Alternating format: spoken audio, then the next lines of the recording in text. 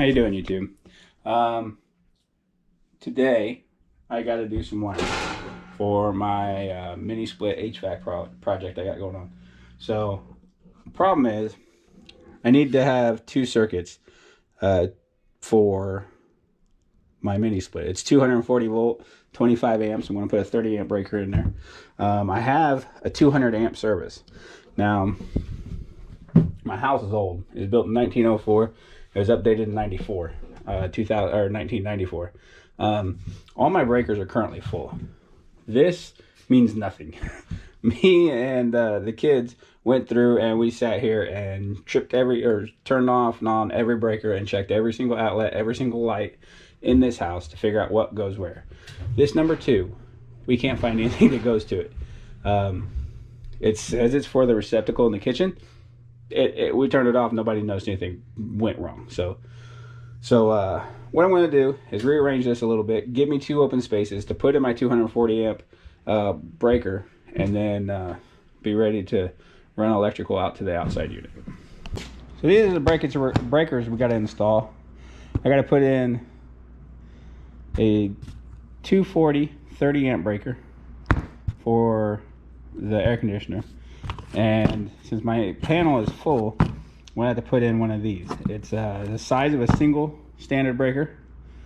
And the difference is you have 2 spots for wires and 2 separate breakers. Now, these are controlled independently, so if they're both on and this circuit gets tripped, this one still stays active. They're not linked together, unlike this one where one circuit will trip both legs. What this does is gives you more space in your panel. So my panel's full. Putting these in gives me 2 more spots, and then I'll be able to stick this sucker in and actually run my air conditioner. Now, this is a caution, a warning. If you don't know about electricity at all, don't touch this. Don't take off this panel. The amount of power that's in this thing will kill you without even realizing it. If you screw something up, you could easily burn down your house, and then well, somebody's gonna be pissed off at you. So I got 200 amps. This here, these top two big lines right here is my 2 legs of 120. Those 2 legs of 120 go to one circuit that makes your 240. This leg right here is my neutral. Over here is my ground. Now, I have plenty of power in this panel to add this air conditioner for a couple different reasons. One, 200 amps. It's a household. We don't run any farm equipment or anything like that. It's just straight up standard electricity. So we should have plenty of room. 2, this double stack and this double stack, both of these breakers are for the baseboard heat. That baseboard heat, after we get this HVAC unit installed, should become obsolete. And hopefully I'll be able to take those out someday soon.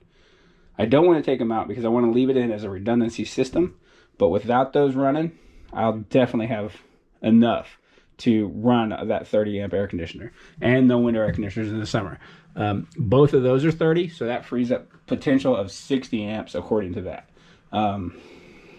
Now, I've gone through, I figured out which ones I want to move, I think.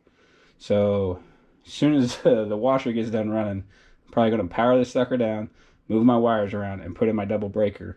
That way I have that portion done, and then all I got to do is start running my wire out to where my air conditioner is going to go, which still got to fine tune that one and get that 100% dialed in. All right, so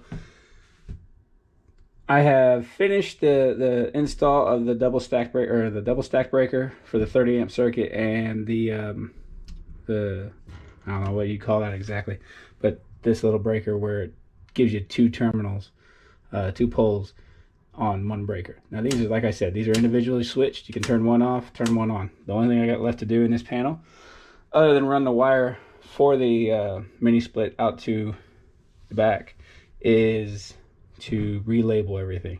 I'll get that done here before too long, get it posted on this wall, so for future reference I'll know exactly where everything is. This one here still has no wires ran to it. I still got to run them, but I got my breaker set up. We're good to go there.